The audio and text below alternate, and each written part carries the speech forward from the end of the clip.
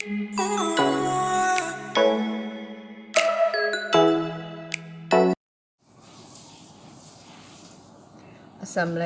Pembentangan dari grup 1 di mana ahlinya terdiri daripada saya, Norima binti Daud, nombor metrik YE 20171363, Venelia Rovenda Samudin, Muhammad Syahlan bin Masran dan Hidayat bin Abdul Latif.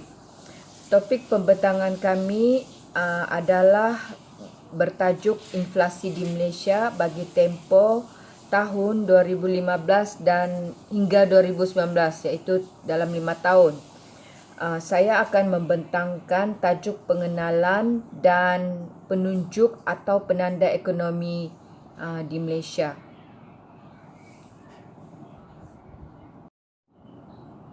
Inflasi biasanya diukur secara meluas. Apa yang kita tahu ialah inflasi dalam ekonomi dianggap sebagai satu tingkat harga umum barangan atau perkhidmatan dalam sesebuah ekonomi yang dari semasa ke semasa, di mana tingkat harga umum ini merupakan setiap unit mata wang yang dapat membeli barangan dan perkhidmatan dalam jumlah yang kurang daripada sebelumnya. Oleh itu, inflasi juga mencerminkan penurunan dalam kuasa beli wang, iaitu satu kehilangan nilai sebenar dalam medium pertukaran dalaman dan unit akaun dalam sesebuah ekonomi. Satu ukuran utama bagi inflasi harga adalah kadar inflasi, iaitu perubahan peratusan tahunan di dalam sesuatu indeks harga umum atau CPI dari semasa ke semasa.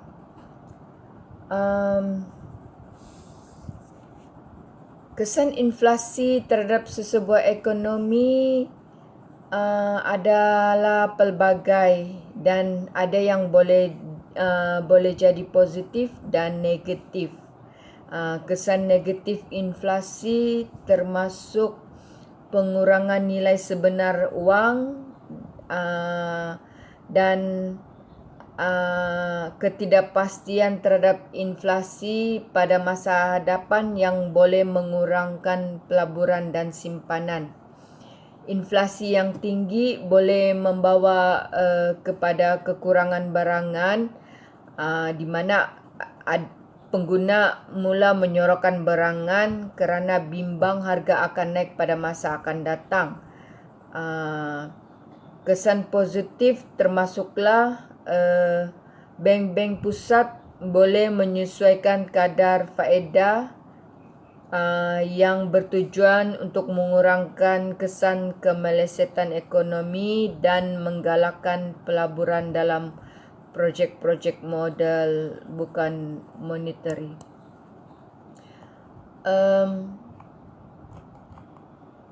Kos sara hidup pengguna bergantung kepada harga keseluruhan barangan dan perkhidmatan serta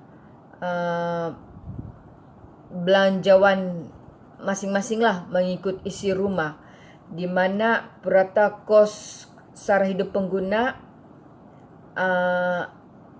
akan dikenal pasti, di mana agensi kerajaan seperti Jabatan Perangkaan akan menjalankan tinjauan isi rumah untuk mengenal pasti kumpulan barangan yang biasa dibeli dan kos pembelian barangan tersebut.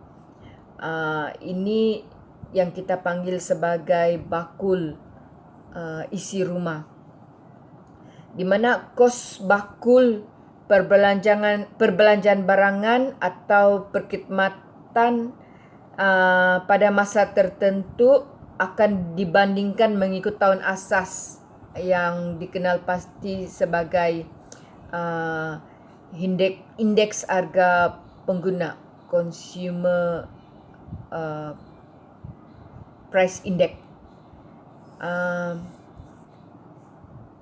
Sebagai contoh, jika tahun asas indeks harga pengguna adalah 100 dan indeks harga pengguna semasa adalah 110, maka inflasi dianggar sebagai 10% dalam tempoh tersebut. Inflasi pengguna dia tidak termasuk harga yang dikenakan kerajaan dan harga produk yang tidak menentu seperti makanan dan tenaga. Termaksud faktor bermusim atau keadaan bekalan sementara. Inflasi teras juga harus dipatuhi oleh pembuat dasar, di mana kiraan kadar inflasi keseluruhan bagi semua negara itu bakul CPI itu akan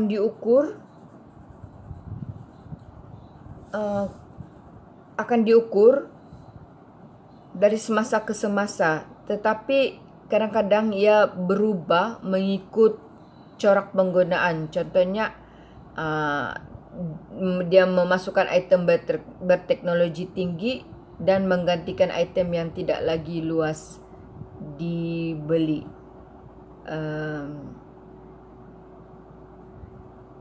Ini boleh menunjukkan bagaimana secara purata harga berubah dari semasa ke masa untuk kesemua yang dihasilkan dalam ekonomi, dan deflasi KDNK berbeza setiap tahun, di mana bakul yang CPI yang baru tu dia akan tetap. Deflasi ini adalah yang meliputi barangan bukan pengguna seperti perbelanjaan ketenteraan, dan ia tidak dianggap sebagai ukuran kos sara hidup yang baik. Bagi topik kedua, penanda Malaysian, penanda ekonomi Malaysia, kami telah memberi tumpuan kepada kajian 5 tahun dari 2015 hingga 2019 untuk mengenal pasti inflasi di Malaysia dan melihat perubahan. Kami telah mendapatkan data dari data seri masa Jabatan Perangkaan Malaysia. Berdasarkan gambar graf tersebut menunjukkan satu keadaan turun naik dalam tempoh 5 tahun yang ketara pada 2017 sehingga 2019. Maksudnya penurunan ketara bermula pada 2017 sehingga 2019, di mana saya telah menjelaskan bahawa inflasi ini diukur atau dikira mengikut kumpulan harga tertentu. Jadi kami telah memilih indeks harga pengguna, langkah-langkah harga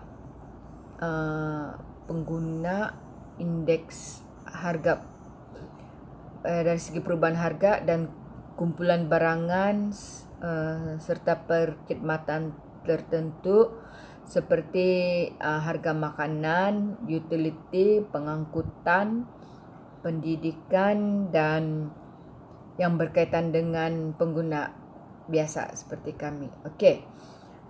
Inflasi pada tahun 2015 diukur oleh peratusan tahunan indeks harga pengguna, menurun kepada 2.1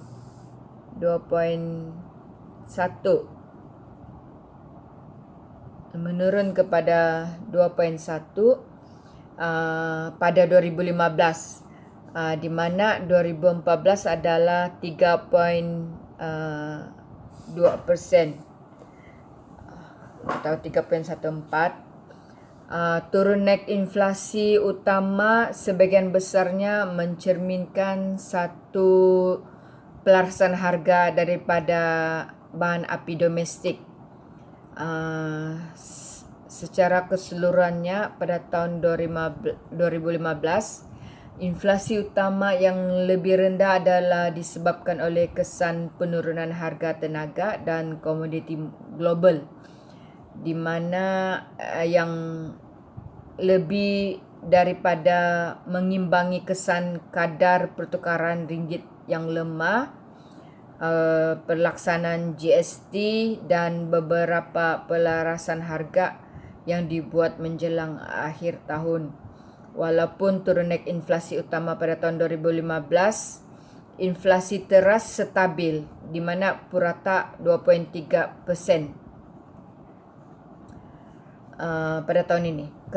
Kestabilan inflasi teras mencerminkan keadaan permintaan domestik yang sederhana, di mana kekurangan atau ketiadaan tekanan gaji yang berlebihan dan persekitaran inflasi global yang bersifat baik. Pada tahun 2016 tiada perubahan pada tahun sebelumnya, kekal pada 2.1%.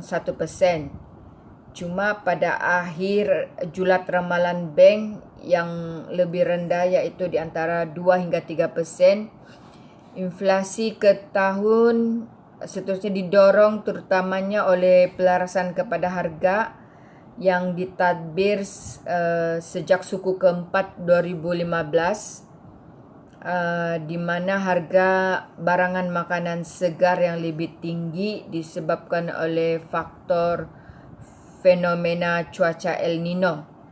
Walau bagaimanapun, tekanan inflasi telah diimbangi dengan penurunan kesan GST dan penurunan harga barangan api domestik. Oleh itu, inflasi teras secara amnya stabil pada tahun 2016 dengan purata 2.1%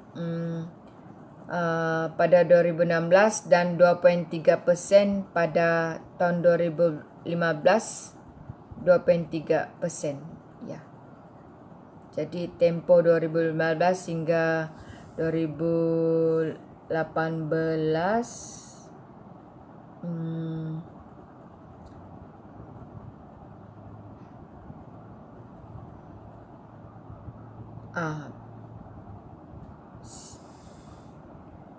CPI meningkat kepada 3.7% pada tahun 2017.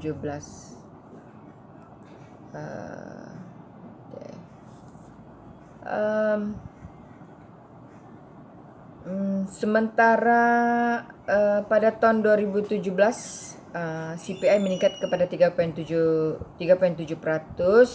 kerana ia dipengaruhi oleh kebangkitan beberapa kumpulan utama di peringkat negeri, iaitu ada 7 negeri, iaitu Johor, Negeri Sembilan, Pulau Pinang, Selangor, Kedah dan Perlis. Dia melepasi kadar inflasi negara, iaitu sebanyak 3.9%.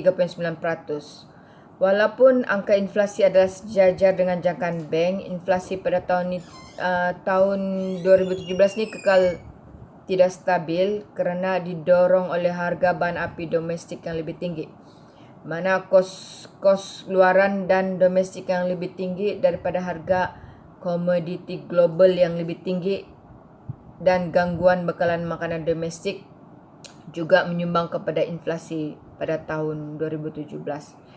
Walau bagaimanapun, kadar pertukaran ringgit yang lebih kukuh sejak April 2017 membantu membendung kenaikan kos pengeluaran barangan domestik.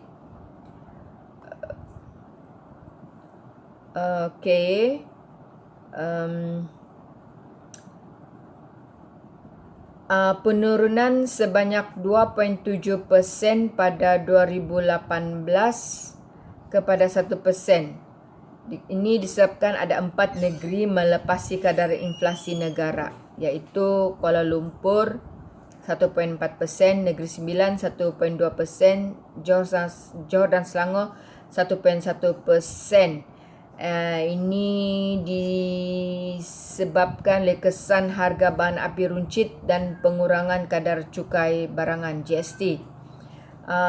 Faktor ini lebih daripada mengimbangi tekanan kos yang meningkat kekal untuk beberapa bahagian pada 2018 yang disebabkan oleh harga minyak global yang naik dan ringgit yang kadar pertukaran ringgit agak lemah, serta pelaksanaan cukai SST menggantikan GST. Asas inflasi yang ditunjukkan oleh inflasi teras iaitu 1.6% berbanding 23% pada 2017, disebabkan oleh kos untuk harga runcit dan ketiadaan tekanan permintaan yang berlebihan. Berdasarkan gambar raja tersebut juga, purata inflasi utama pada 2019 menurun kepada 0.7%, disebabkan ada 3 negeri yang melepasi kadar inflasi negara, iaitu Kuala Lumpur, Pulau Pinang dan Selangor. Pengembangan harga siling bahan api dan skim kawalan harga ke atas barangan makanan yang mengandungi bahan api dan untuk menghasilkan makanan memerlukan penggunaan bahan api yang tinggi. Beberapa kerajaan telah mengadakan perubahan dasar cukai pengguna pada 2018 telah membantu kepada penurunan harga keseluruhan. Jadi selain daripada faktor ini, harga minyak global yang rendah dan keadaan bekalan makanan yang lebih baik juga menyumbang kepada penurunan harga bahan api dan makanan. Penurunan inflasi ekonomi pada dasarnya didorong oleh permintaan relatif di tengah-tengah kekurangan dorongan dari pasaran buruh, di mana seiring dengan pertumbuhan gaji sebenar yang stabil bagi setiap pekerja di sektor swasta, kehadiran kapasiti ganti dalam industri domestik juga menyokong kestabilan inflasi asas. Sementara itu, peningkatan produktiviti buruh dan pelaburan berterusan dalam pengembangan kapasiti akan membantu menahan tekanan permintaan berlebihan terhadap inflasi. Dalam pasaran buruh, kadar pengangguran kekal tidak berubah juga sebagai penentu, iaitu sebanyak 3.3 hingga 3.5% pada tahun 2019 berbanding 2018 iaitu 3.4%, kerana pertumbuhan pekerjaan yang dipadankan dengan keperluan buruh. Pertumbuhan gaji nominal juga dijangka kekal stabil, di mana majikan menjangkakan kenaikan gaji purata sebanyak 4.9% pada 2019.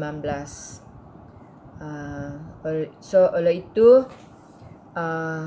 perkara pertama atau utama, kadar inflasi bergantung kepada harga minyak global.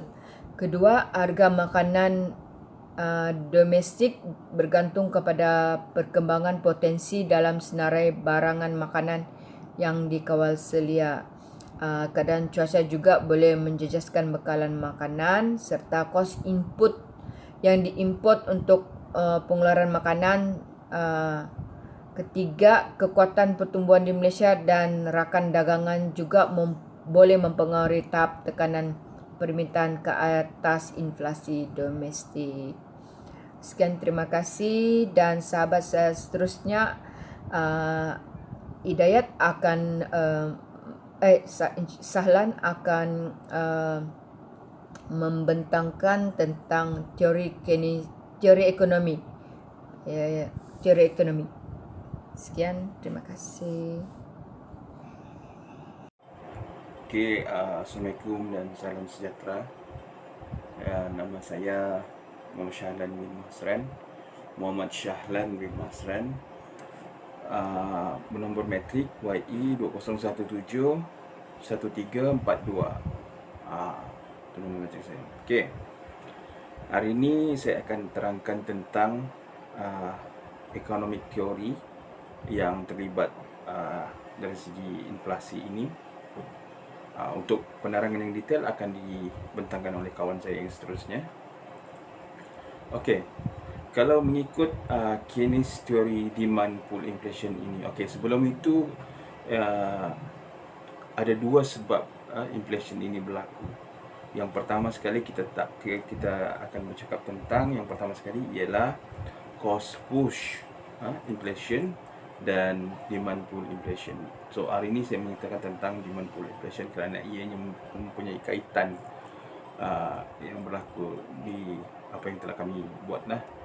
So inflation ini berlaku akibat daripada kenaikan efektif demand itu meningkat selepas full employment tercapai. So apa yang berlaku ialah harga itu naik. Okay? Walaupun kita mengatakan tentang demand itu peningkatan dari segi demand itu ialah zero.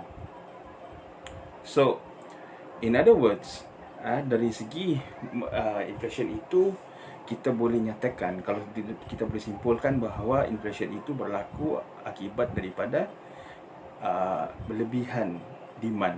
Okay? So lebihan demand melebihi aggregate supply, melebihi apa yang ditawarkan. Okay? So Keynes inflation theory itu merupakan sebuah analisis mengenai lebihan demand. Okay? Okay, kalau kita mengatakan tentang inflation ini, kita boleh lihat inflation ini berlaku dari dua perspektif. Perspektif yang pertama ialah kita boleh melihat ia merupakan satu advantage ataupun kelebihan kepada demand aggregate itu terhadap goods and services daripada yang melebihi apa yang telah aggregate supply ada. Okey, dari segi poin kedua ialah kita mempunyai lebihan money. So kalau kita mengatakan tentang lebihan money ini, maka apa yang berlaku ialah demand itu melebihi money supply itu melebihi demand aggregate. So yang kita boleh nyatakan di sini bahawa demand money supply itu kita mempunyai lebihan duit. So tetapi dengan produk yang sikit. Okay? So apa yang berlaku ialah harga akan naik. Kita akan bid, kita akan beli barang itu mungkin dengan harga yang lebih mahal. Okay? So inflasi berlaku di situ. Jadi itu sajalah yang saya boleh terangkan. Yang seterusnya ialah kawan saya Benny kalau tidak silap, ataupun Hidayat, either one lah. So terima kasih lah semua. Okay, thank you, bye bye. Assalamualaikum dan salam sejahtera. Saya Hidayat bin Abdul Latif, nomor metrik YE 2018/1017. Saya akan membentangkan section yang keempat, yaitu bahagian perbincangan dan kritik. Saya akan membentangkan tentang faktor yang mempengaruhi turun naik inflasi di dalam negara Malaysia. Ada banyak faktor yang mempengaruhi turun naik inflasi terhadap sebuah negara. Tapi apa yang saya mau highlight di sini adalah 4 faktor yang berkaitan dengan inflasi yang terjadi di Malaysia. Satu, ialah peningkatan terhadap permintaan barangan dan perkhidmatan di dalam ekonomi negara. Yang kedua adalah kenaikan harga bahan bakar ataupun minyak di seluruh dunia. Yang ketiga adalah perbelanjaan kerajaan persekutuan ataupun kerajaan yang ada di dalam negara Malaysia juga mempengaruhi kepada inflasi. Dan keempat adalah dana keuangan yang diperuntukkan oleh kerajaan dalam ekonomi dapat meningkatkan jumlah kuasa beli rakyat di sebuah negara. Itu juga akan mempengaruhi turun naik inflasi di negara Malaysia. Bentuk inflasi di Malaysia serupa dengan teori Keynes, di mana peningkatan inflasi ini berlaku disebabkan kepada peningkatan terhadap permintaan barang dan perkhidmatan di dalam negara ini tinggi, manakala penawaran terhadap barang dan perkhidmatan pula rendah. Yang kedua adalah inflasi juga boleh menurun. Menurut teori Keynes juga adalah inflasi juga dipengaruhi oleh kenaikan harga bahan bakar ataupun minyak di seluruh dunia. Seperti apa yang terjadi pada statistik tahun 2016, kesan daripada penurunan harga cukai GST dan penurunan harga bahan bakar domestik sepanjang tahun, di mana pada tahun 2016 itu harga barang juga diturunkan ataupun dikurangkan. Jadi ini membuktikan bahwa inflasi itu mempengaruhi juga kepada kenaikan harga dan turun barang itu. Dalam masa yang sama, harga naik dan turun barang itu dipengaruhi oleh harga bahan bakar di seluruh dunia. Minyak lah, maksudnya minyak. Yang ketiga, ini dapat dilihat pada statistik tahun 2017. Kenaikan inflasi didorong oleh kenaikan harga minyak dan makanan. Selain daripada itu, rangsangan fiskal melalui peningkatan perbelanjaan pemerintah juga dapat mendorong inflasi yang berlaku di dalam negara Malaysia. Statistik pada tahun 2019, salah satu faktor yang menyebabkan inflasi di Malaysia ini adalah perbelanjaan kerajaan. Perbelanjaan kerajaan, di mana kerajaan telah memperuntukkan RM314.6 bilion ringgit untuk dana perbelanjaan kerajaan persekutuan. Apabila dia melaksanakan pengumuman perbelanjaan seperti itu, di mana dia menjadi salah satu faktor untuk terjadinya inflasi di dalam sebuah negara. Maksudnya perbelanjaan yang banyak juga akan mempengaruhi kepada turun naik inflasi di dalam sebuah negara. Dan yang terakhir adalah jumlah dana keuangan yang diperuntukkan oleh kerajaan di dalam ekonomi dapat meningkatkan jumlah kuasa beli rakyat di dalam sebuah negara tersebut. Maksudnya apabila banyak kita punya dana keuangan yang disuntik oleh kerajaan, dia boleh menurunkan inflasi ataupun meningkatkan kuasa beli rakyat. Kuasa beli rakyat menjadi tinggi, jadi maksudnya barang pun banyak dapat dibeli sebab kehidupan ataupun taraf hidup rakyat itu lebih tinggi daripada suatu paras yang ditentukan lah maksudnya. Apabila terdapat penurunan dalam penawaran dana keuangan ini, inflasi juga akan menunjukkan tren penurunan seperti yang berlaku pada statistik tahun 2018. Seterusnya akan dibentangkan oleh kawan saya. Itu saja daripada saya. Sekian, terima kasih. Halo, nama saya Benilia Robenda Samudin, nomor metrik YI 20171368. Pada kali ini saya akan membentangkan conclusion, penutupan untuk assignment kami. Baik. Pada keseluruhannya, inflasi di Malaysia yang menunjukkan penurunan daripada tahun 2015 kepada tahun 2019, terutama sekali pada tahun 2018 di mana inflasi hanya 0.97%. Kita dapat lihat pada pembintangan Puan Norima tadi bahwa inflasi di Malaysia pada 2018 adalah sangat turun dan inflasi akan meningkat. Jika inflasi ini meningkat, dia dapat memberi kesan negatif kepada negara. Melalui teori inflasi Keynes pula adalah analisis permintaan yang berlebihan. Inflasi adalah kelebihan permintaan agregat untuk barang dan perkhidmatan dari penawaran agregat dan kelebihan penawaran wang berbanding permintaan wang pada agregat. Teori Keynes ia sesuai dengan inflasi yang berlaku di Malaysia selama 5 tahun yang dikaji. Maksudnya, selama kajian ini dibuat selama 5 tahun, inflasi di Malaysia nampaknya semakin menurun, di mana penggunaan teori Keynes yang menunjukkan permintaan yang berlebihan pada barangan dan perkhidmatan. Itu saja dari saya. Sekian, terima kasih.